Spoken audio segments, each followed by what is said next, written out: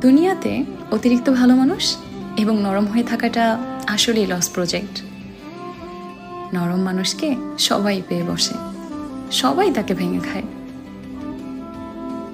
যতদিন আপনি কারো বাজে ব্যবহারের বিপরীতে তার মুখের উপর উচিত জবাব দিতে না শিখবেন, ততদিন মানুষ আপনাকে অপমান করেই যাবে।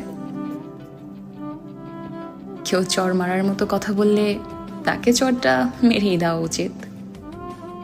ভালো মানুষই করে সেটা পেন্ডিং রাখা উচিত না।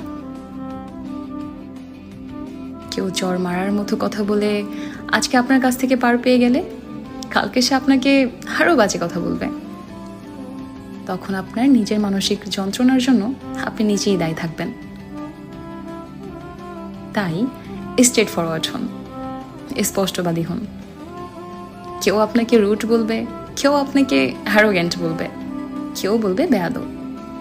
বলুক, মাঝে মাঝে নিজের আত্মসম্মান বজায় রাখতে